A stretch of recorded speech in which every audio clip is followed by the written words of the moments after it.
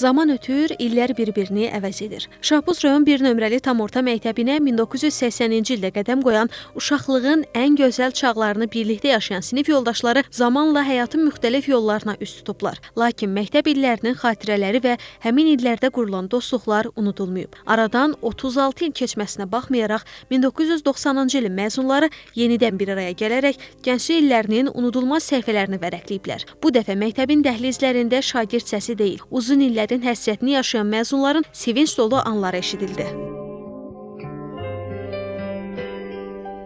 90-cı ildə bitirdiğimiz məktəbə bütün sinif yoldaşlarımız 36 il sonra bu gün məsələ burada toplaşmışıq.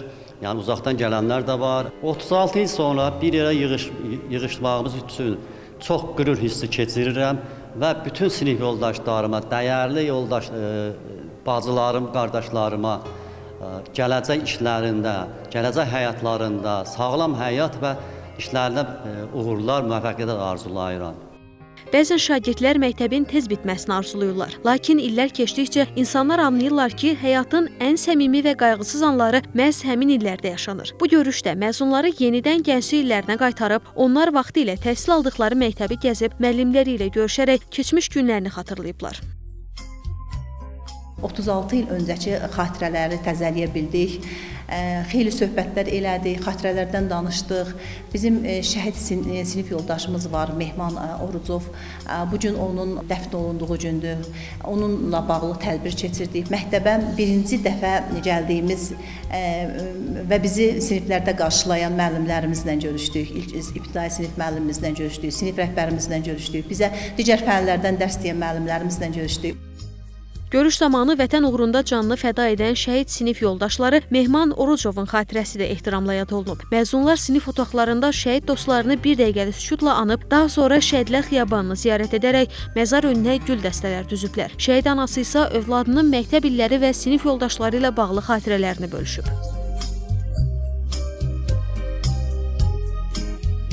Mən bütün şəhidlərə Allahdan rəhmət diləyirəm. Mənim balam da onların içində. Sağ olsunlar, çox yaxşı bir təşəbbüs irəli sürdülər. Mən bundan çox qürurlandım. Daha sonra məzunlar xatirə şəkilləri çəkdirərək bu görüşü yaddaşlarında əbədiləşdiriblər. Onlar təbiətin qoynunda xoş vaxt keçirib, uzun illərin həsrətini söhbətləri ilə bölüşüblər.